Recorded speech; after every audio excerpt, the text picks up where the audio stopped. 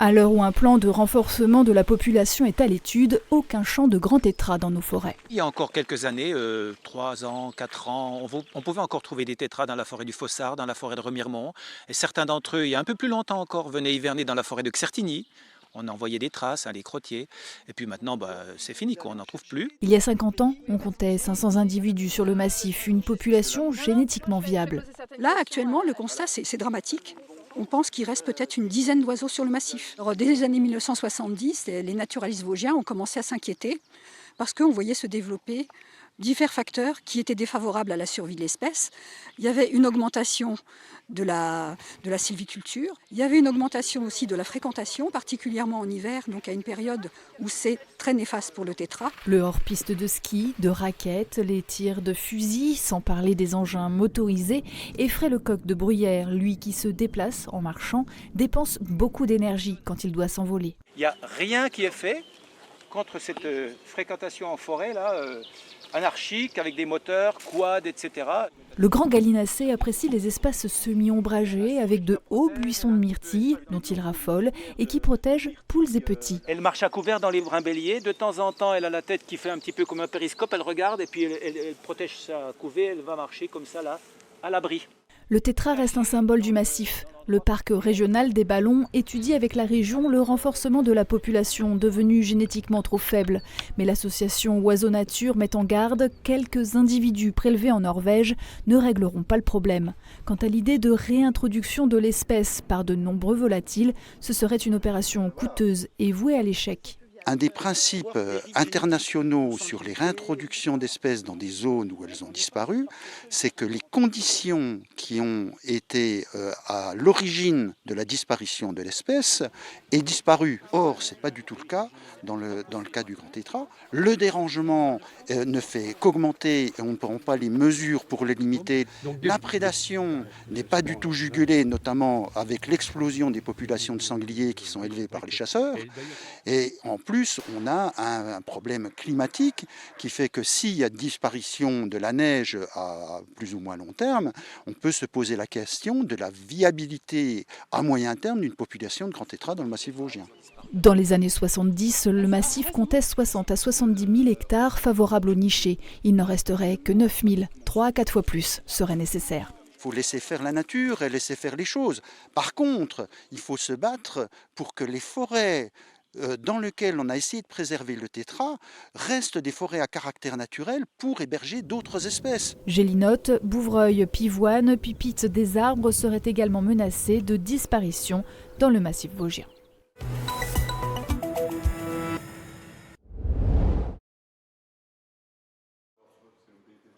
Pour la cave de Ribeauvillé, qui commercialise près de 2 millions de bouteilles par an, pas de gros changements, leurs Riesling sont déjà secs. Cette nouvelle norme offrira quand même une meilleure lisibilité pour les consommateurs. Parce qu'effectivement, on est plus de 900 metteurs en marché en Alsace, une région avec 7 cépages, on a tous des noms à coucher dehors. Autant quand on est chez nous, effectivement, ça nous semble totalement logique, mais pensons peut-être un tout petit peu plus large. Autoriser une lisibilité sur l'étiquette, là ça permettra d'améliorer le confort d'achat dans la certitude du choix du consommateur. Sur les coteaux de Pfaffenheim, Jean-Claude Riflet est vigneron indépendant. Il produit et vend les 7 cépages alsaciens, dont le Riesling. Pour lui, cette idée de normer ce cépage est trop réductrice et risquée à l'heure du réchauffement climatique. C'est très délicat parce que il y a certains terroirs, il y a également certains millésimes. Ma foi, dans lesquels il sera très difficile d'avoir des vins secs. Et donc cette idée de norme peut être très frustrante vis-à-vis également des vignerons qui ont une approche un peu différente. Le vin d'Alsace, c'est quelque chose de pluriel, comme le sont d'ailleurs les consommateurs. Et donc cette idée de normer à ce point-là, eh bien, ça risque de poser un souci. Si cette disposition est validée, les amateurs de Riesling plus doux pourront bien sûr continuer de les déguster, mais sur l'étiquette, seule l'origine Alsace serait mentionnée.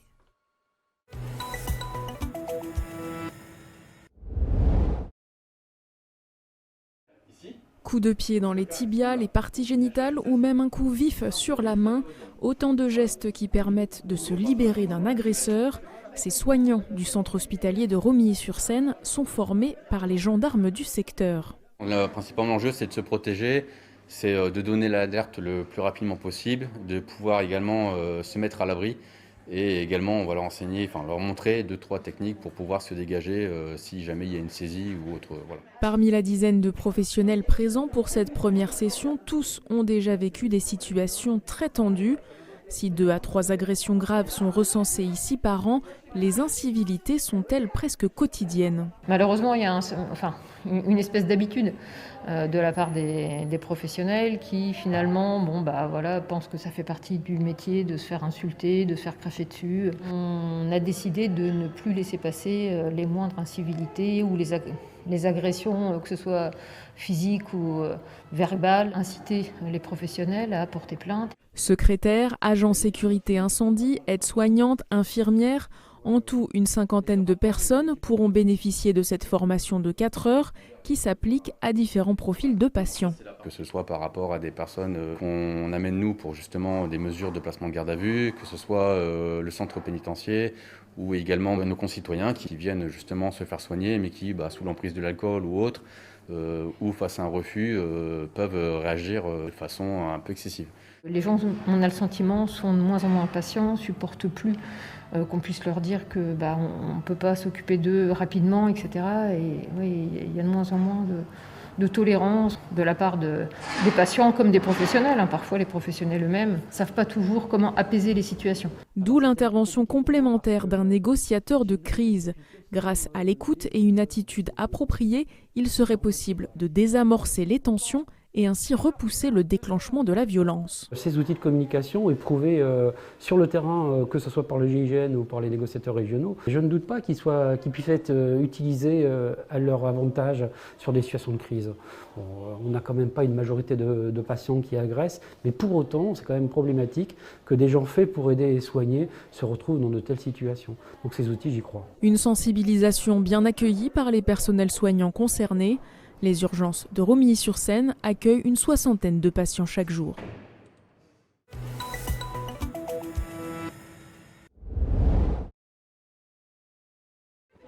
Si cette journée de mercredi était la plus chaude de la semaine, elle l'aura été au propre comme au figuré dans les Vosges pour les 1668 élèves de terminale appelés à passer le bac général et les 626 le bac technologique, comme ici au lycée Claude Gelée d'Épinal. Et réforme oblige, ce n'est plus la philo qui débute les épreuves, mais les matières dites de spécialité, 2 au choix par candidat. Le bac nouveau cru s'applique après 2 années de crise sanitaire et en prime 2 mois de retard. Les épreuves devaient avoir lieu en mars, mais cette fois-ci c'est bien parti, comme dans cette salle dédiée à la physique et les SVT, sciences de la vie et de la terre, avec le stress qui précède comme il se doit tout examen.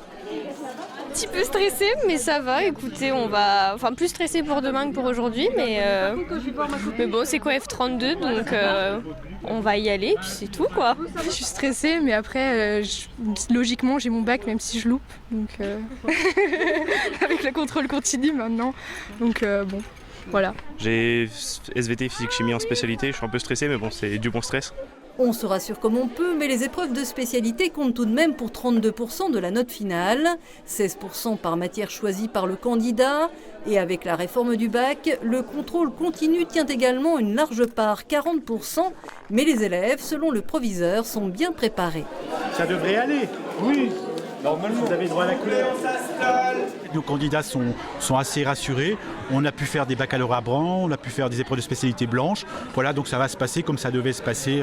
Voilà, ils ont eu un peu plus de temps et c'était une bonne chose, puisqu'en cause du Covid, on n'a pas pu respecter les dates du mois de mars.